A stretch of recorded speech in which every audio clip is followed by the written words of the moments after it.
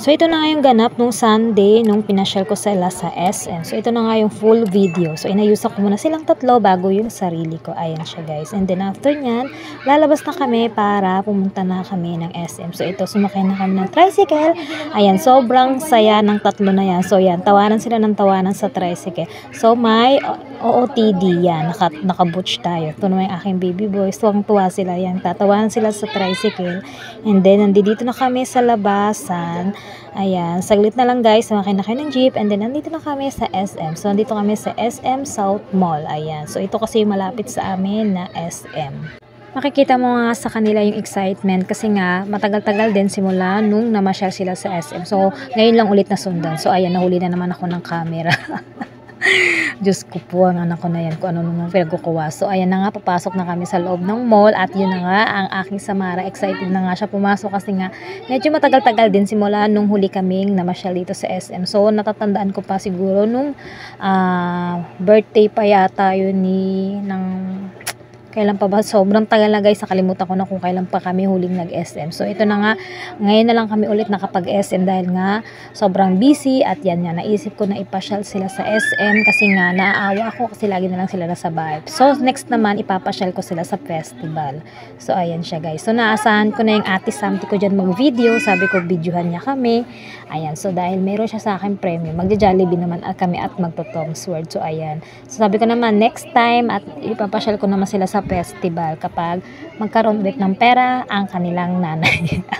So, ayan siya guys. Pasok na kami sa SM. And then, after nyan guys, niyaya nila ako dito. Ito yung pinaka-paborito nilang place dito sa loob ng SM kasi nga may slide. And then, ito naman aking favorite.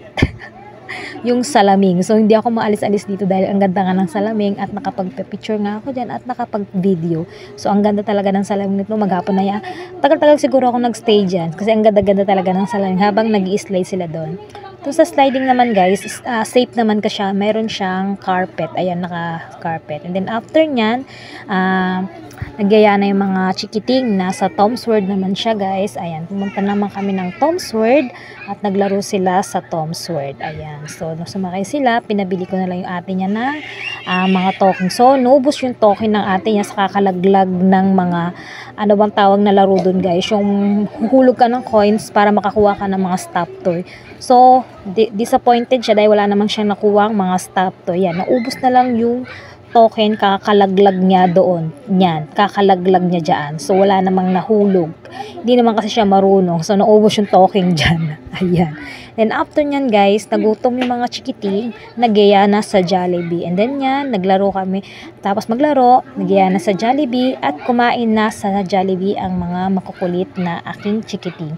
Ayan, sobrang nanugnog sila kakalaro sa initan. Ayan na. And then ako din, nagutom din, nakakahabol-habol sa kanila. Kain muna tayo. Ayan, so ito ang aking kinakain. So, ang dami ko nakain dyan, nakanin. Kasi ako ang kumain ng mga tira nila. So, hindi na kami masyado nagtagal dito sa SM kasi nga, limit lang yung oras namin kasi kailangan namin umuwi ng 7. Ayan, kailangan namin umuwi ng 7. Gusto pa naman sana magstay. Kaya lang, kailangan na namin umuwi ng maaga dahil anong oras na rin kami pumunta sa SM? Siguro mga 4 na. Kaya saglit na oras lang talaga kami dito sa loob ng SM. Kaya sinulit ko lang na ipasyal ko sila na kahit papaano naman na-enjoy nila at na-miss naman kasi nila talaga yung SM. And then sabi ko, next time, promise ko, pasyal ko naman sila sa festival para maiba-iba naman siya. Ayan. And then tapos namin kumain guys, yan, nagpa-picture nila sila sa Jollibee. Ayan, picture sila. So, ang itim na ng aking mga dyan, kakalaro sa initan. So, ayan siya. And then after nyan, syempre, mawawala ba yung picturan natin. Ayan. And then yan na naman, video na naman yung aking ate Samti. Ayan. Sabi ko sa kanya, ikaw nung humawak ng camera, videohan mo na lang kami. At yan, kahit papaano. Ayan, naaasahan ko naman siya sa pag-video. So, ito, takot ako dito. Kaya kapag kami sasakay dito, hinahawakan ko talaga tong dalawang batang ito. Kasi nga, baka nga maipit dito. Kasi nga, meron akong trauma dito sa ganito. So, takot ako baka maipit sila. Baka ako pa yung unang mahimatay. So, ayan na nga. So, ayan ang aking baby twins. Akalain mo, diba guys, galing sa tiyan ko yung dalawang batang yan. Kahit na hindi pinagkakamalan na galing sila sa akin dahil mukha nga daw akong dalaga. Pero totoo yan, galing talaga sila sa loob ng tiyan ko. Pero hindi sila pinagkakamalang kambal, di ba guys? So ito yung aking panganay. Ayan. So ako na naman yung nagka-camera. Ayan. So pauwi na kami niyan kasi nga anong oras na, hindi limit nga lang yung oras namin, hindi kami pwedeng magtagal.